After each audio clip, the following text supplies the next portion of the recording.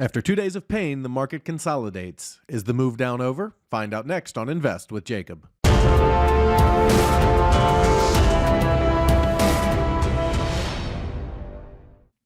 Okay, guys, so as I record this, it is the evening of Valentine's Day, so I'm going to make this update short and sweet so I can spend the rest of the evening with my wife. The market, after making a lower low, consolidated in about a 60-point range today, setting itself up for the next move lower. Now, I'll get into all that in just 1 second, but first, if you're new here, welcome to the show, guys. My name is Jacob Gabbard, and this is Invest with Jacob, where we use Elliott Wave Theory to break down the S&P 500 and the NASDAQ. I highly encourage you to hit that subscribe button down below so that you can get our daily S&P updates, our trade setups, and our buy alerts. Okay, guys, so the market basically consolidated today. It pushed down and made a lower low to, I believe, complete 3 of 3 down. And now we are consolidating in wave 4 to set up for our next move lower. So let's jump into the chart and take a look. Okay, guys, so here we are on the 15-minute futures chart for the S&P 500. And I did get a question about how come after this 4 labeled here, I have a letter A instead of a number 1. And the reason is this number 4 overlaps into wave 1 territory, which means that we are tracking a diagonal, which means that in an ending diagonal, all 5 waves are 3-wave structures, which means from here you get an A, B, C down as opposed to a 1, 2, 3, 4, 5.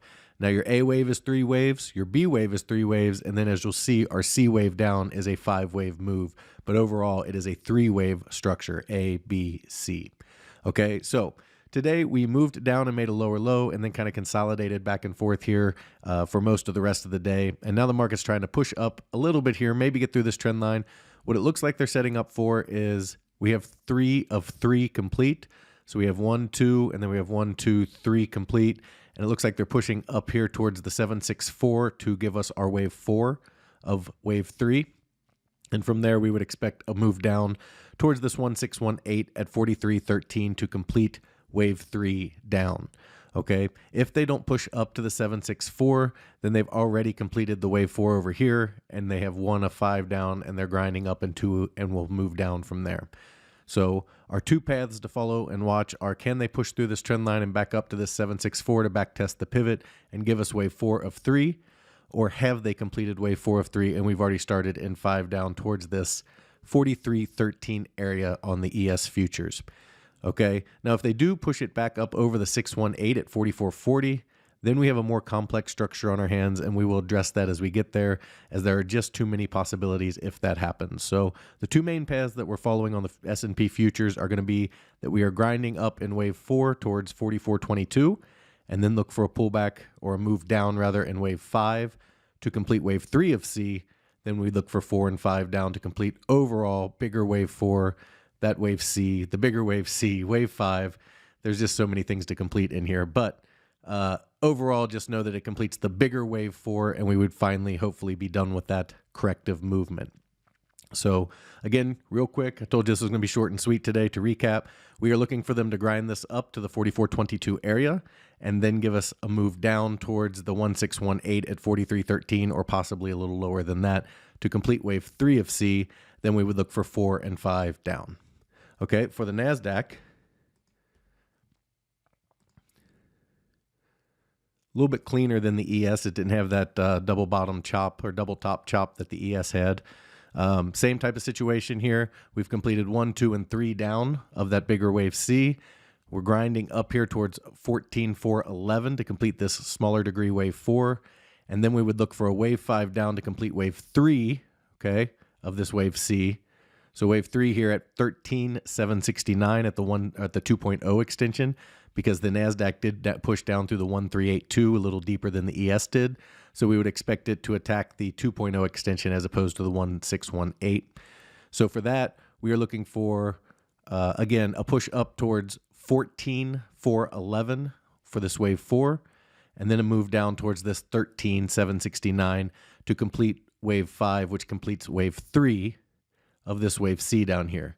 From there, we'd look for a retrace up to the 14.268 area for bigger wave 4, and then wave 5 to complete wave C and bigger wave 4 down here towards this 13.250 area. Again, if they are able to push up through the pivot, it gives us a little bit more of a complex structure, and we'll have to see how far they push through the pivot and what kind of structure they give us before we put a whole bunch of what ifs on the chart. Okay, guys, so again, we're keeping it short and sweet and clean today. The 2 main paths for the NASDAQ: push up directly towards 14,411 to complete wave 4, and then down in wave 5 of 3 to complete wave 3 towards this 13,769. Or they could make this wave 4 right here and make a more 1, 2, 3, 4, 5 down, more direct move like that without having to come up to this 14,411 area. Based on this structure here, it does look like A and B are in place and when you want to see wave up. So I would prefer that they go up and hit that 14,411 before pulling back, but I would not be shocked if they drop it right from here. Guys, if you like the information that I put out in these videos and you want real-time market updates from me, you need to head over to investwithjacob.com. Okay, when you head over there, you'll see our membership plans area, and we have 2 amazing membership plans over there that both come with a 7-day free trial, okay? No cost to you to come in and check it out. And we have 2 different rooms. You have my room, where I give you all of the real-time market updates on the NASDAQ and the SP 500. I give you all of my trade alerts and buy and sell signals, as well as I answer all of your Elliott Wave questions. In PT's room, he trades individual stocks as well as the index. He is an absolute monster trader. He crushes the market. He had another huge day again today. If you guys want to get in there and check it out with him, I highly encourage it. But as LeVar Burton on Reading Rainbow used to say, you don't have to take my word for it. There's a whole bunch of people down here, guys, that have said really wonderful things about us that we really appreciate. So come check it out. You get a 7-day free trial to kick the tires. If you love it, awesome. We'd love to have you on board. We love our traders. It's a very close-knit, family-like trading room where everybody's on the same team. Okay, and if you don't like it, that's okay. But you get a 7-day free trial, so you might as well check it out. All right, guys? So key takeaways for today. We are watching the paths on the S&P and the NASDAQ to play out for this 4-5 setup of 3, where we grind higher up in 4 and then push down in 3. For the S&P, we're looking at that 43.13 area for the bottom of 3. And on the NASDAQ, we are looking for that 13,769 area for the bottom of 3. All right, guys, that is the market update for today. I hope you had a wonderful Valentine's Day. I'm going to have mine. I will talk to you tomorrow.